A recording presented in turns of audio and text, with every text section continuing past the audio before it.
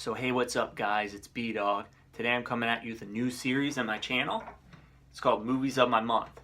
First I want to let you know about a YouTuber who did something similar very recently.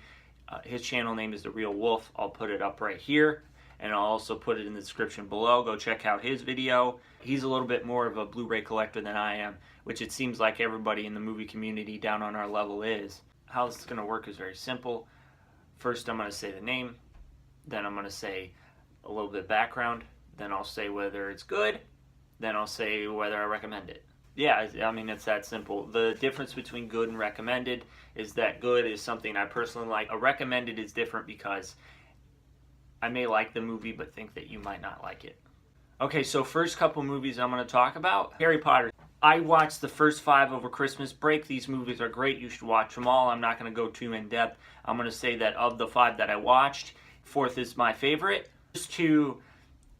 Those ones are the tricky ones because they're almost not good. They're not terrible, but they definitely could improve heavily, and they're definitely the worst out of the series. Not to say that are bad. I do recommend that you go see them. They're kind of okay, but the rest of them are good. You should definitely go see them because these movies are fun and they're about magic. Next one, the Before trilogy. So I recently did this for a podcast with Alex from Flicks and Movies. These are some of my favorite romance movies. Before Midnight is hands down one of my favorite romance films. Now, I'm not too big into romance, but I really appreciate these movies. They're great. So how I'm going to rank these: Before Midnight, Before Sunrise, then Before Sunset. In case you don't know, you should definitely watch my podcast, but the Before trilogy is about 2 people who meet one night in Paris, and it's about their interactions later on in life. They're just great. Richard Linklater is a master of using dialogue. I highly recommend that you go check this movie out, please. Next up, I got It. This is a fun/scary movie. I love the CGI and the cinematography. That's kind of what really makes the movie work, and the kid actors are pretty good. This is about a story of a clown, if you didn't know. That's a demon. His name's Pennywise. But you should check this movie out. I recommend it, and I think it's good. So, yeah. Next movie. This one's called The Void. I don't really know too many of the actors in the movie. They don't really have that many big name actors. One of my friends told me about it, and he tried to equate it to The Thing. I'm like, but how? And it does a little bit, but not really. The Void is about these people get stuck in the hospital, and then there are these weird creatures crawling around, and they gotta fight them off. And then there's some other stuff I don't want to spoil too much. Okay, it's a freaky movie. It's kind of disgusting, and it's pretty scary. Their dialogue isn't the greatest, but this is good. I say it's good. And then if you want a horror movie, check it out. I'll just say that. Because it is a pretty disgusting, and it's a very scary movie, so if you're going in being scared, absolutely. It's got a pretty good story too. So, Monty Python and the Holy Grail. Monty Python is about King Arthur and his quest for the Holy Grail. I just filmed an episode for my podcast, which will be coming up probably the week after this, and it's great. It's so funny and so cleverly written.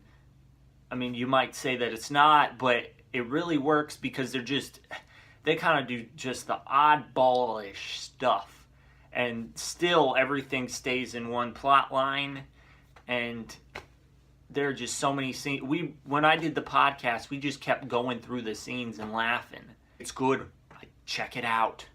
Blade Runner. Blade Runner is about a guy who hunts down replicants, which are AIs that are no longer set to be commissioned. People don't want them in use anymore, and they're not allowed on Earth. I like this movie a lot. I didn't like it off first glance, but then I watched it again, and it spoke to me a lot more. I really appreciated the story they were trying to tell. AIs versus humans. They didn't call them AIs. They were replicants, but still, it's the same point. This idea of artificial intelligence, and I really like how they work that. Okay, as a whole, this movie's good. Some people refer to it as a flawed masterpiece because there are definitely some ticks, but it tells such a compelling story that you're kind of just like, well, whatever. They worked it pretty well, the emotional relationship, but I'm going to scoot right into Blade Runner 2049, kind of weave these two together. I thought Blade Runner 2049 did it better.